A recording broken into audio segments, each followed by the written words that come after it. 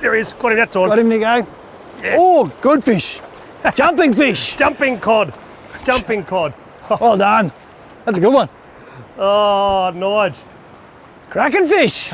Beautiful. He's got a bit of. He's got some shoulders on him. One too. That was awesome. The Well, you teased him the first time. he had a roll on it, right on that rock there. So I thought I'd just change my angle and I've moved around a touch. And that was enough to inspire a bite.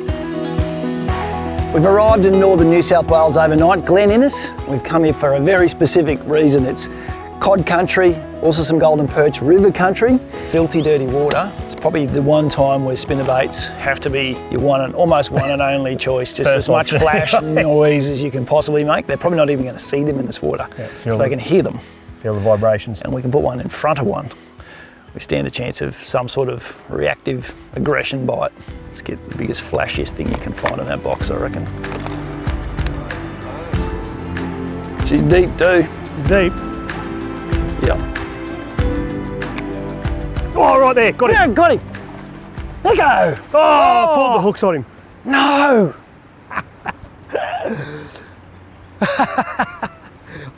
It's all happening, it was a bit too close. Jeez. They're good at eating at your feet too. You don't know how far that thing had been following that lure either. Nope.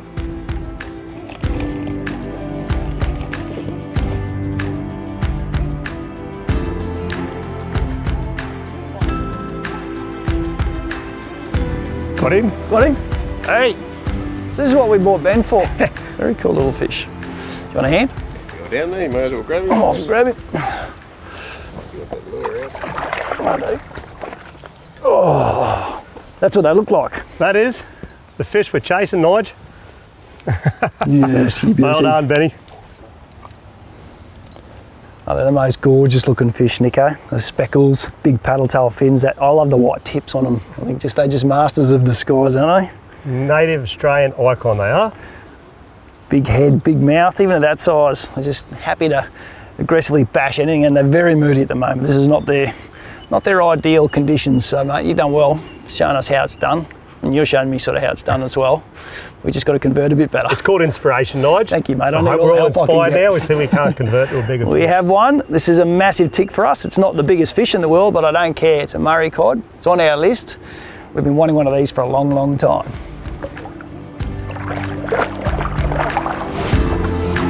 You beauty.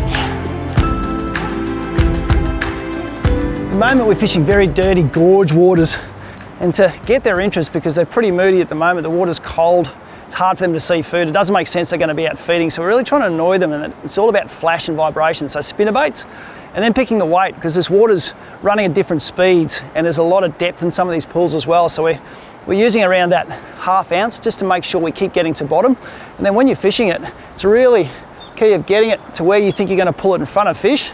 We got very visible braid, and it's a case of just watching the braid as the spinnerbait sinks. You'll actually feel it vibrating through the rod tip, and as it hits the bottom you'll get a very little slackening of the line, and as it does that, it's a case of then very slowly kicking it into gear. You'll feel it bumping rocks, and that's a good thing. It's where the fish are.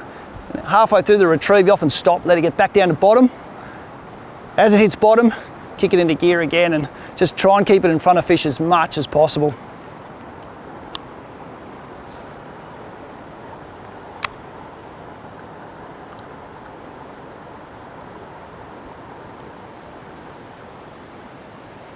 Oh, got him. Yep, got him. Well done, got Nige. him. Yes, Nico. Yes, Nige. Crunch. He belted it. It's a little cod. Oh, yes. Oh, Well yes. done, mate. I'm a little bit excited. Do you know how many lures I put down, down in there? Isn't that the way it works? I think maybe you just annoyed it so much. And not with a change of lure too. I've gone from a paddle tail to a frog tail. And Just a little bit of different vibration. We were just talking about the vibration off camera before, saying it's all about the vibration some days, Nico. it is.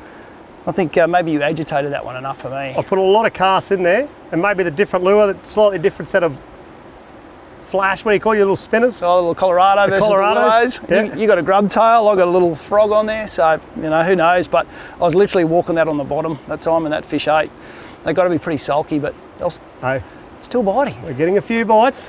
And we have Murray Cod in the hand. That's so much a big part of this trip. We basically race time. There's a big patch of weather coming our way. Still racing it at the moment. A bit concerned about where we're going to go and how ugly it's going to get. And this trip at the moment, so much about chasing these weather windows. We're fishing not ideal conditions, but every single fish is a bonus.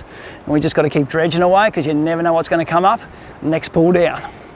This is the most stunning looking freshwater fish. Obviously one of our biggest freshwater fish, the biggest freshwater fish you'll find in Australia, the Murray Cod. And they're just made for ambushing. Look at that, even that size. They'll just sit in the right current flow. They don't like expending a lot of energy. It's all about getting prime position. And then that big head, big mouth, waiting for something to come their way. And here it could be anything from lizards to other fish, yabbies, smaller bait fish. It all ends up going in there if it strays in the wrong spot. There you go, mate. See you later.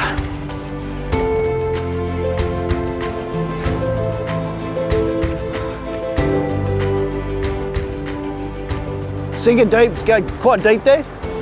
It's quite deep there, you can sink it a bit. There he is. Yes, Nico! He's no monster, I don't think, but I believe it's the correct species. I believe it's the correct species. And that. Oh, they are so cold to touch. That water is absolutely freezing. A pretty little fish. I just changed my spinnerbait over as Nigel was doing. I only had half a dozen casts and finally caught the good, so we might be starting to develop a pattern.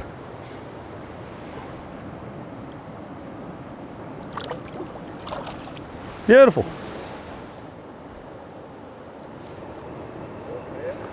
Hey, got a fish? Oh, good job. I'll give you a hand, mate. Oh, sweet, Benny. It's one of your trained ones. Oh, he's a little fella. Aren't they cute? Funny how sometimes when the fishing's conditions are just not quite right, you get just those certain size class, and it's obviously a very small size class today, but we're not complaining because it's much better than the other option of nothing. That's it. More fish, better than no fish. 100%, aren't they cute? You know, that size, that's just invaded its space and it's gone right, eh? I'm going to come in. 10 casts over that. In that just annoyed it enough. That's it. The old reactive bite. That's what happens at home with the wife, isn't it? When you just say quite the wrong thing and it's all over. That's right. Yeah. Time to disappear then.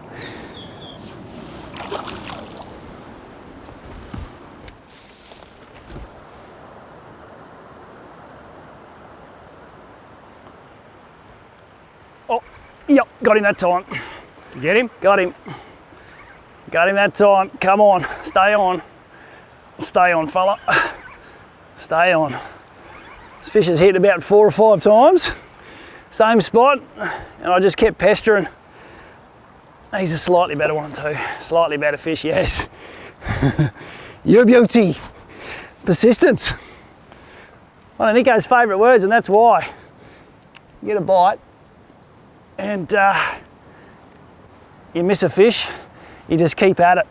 Particularly with fish like this, that they're super aggressive and they're very territorial. So this fish would have been holding in its spot and it's got prime position. It would have be a spot where it's got a bit of depth, it's got flow coming to it and food, and it's not going to give it up to basically anything. So a big vibration coming through its space, it's going to aggressively react to, and that's precisely what it did here. I think I probably had 4 bites of that same fish, and had a bit of an amateur hour and missed all of them, but I've finally converted. What a cracking little fish. That way, matey. Off he goes. Special, special fish.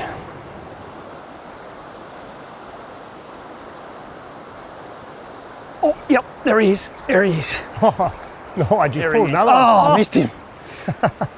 Oh, it's a perfect place for one too. Ah, 8 of my feet, and I missed it. That hurts just a little bit. No.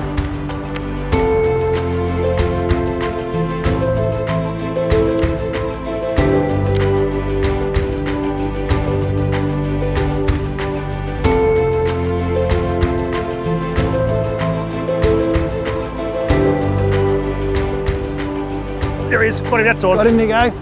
Oh, good fish. Jumping fish. Jumping cod. Jumping cod. Well done. That's a good one. Oh, Nige. Cracking fish. Beautiful. He's got a bit of. What a He's nice got some little shoulders on landing him. one too. That was awesome. The Well, you teased him the first time. he had a roll on it, right on that rock there. So I thought I'd just change my angle and I've moved around a touch. And that was enough to inspire a bite. It's such an amazing and an aggressive fish, but like any fish at times, they will shut down and they can be very challenging to catch, especially with the elements against us like dirty water, fast flowing water.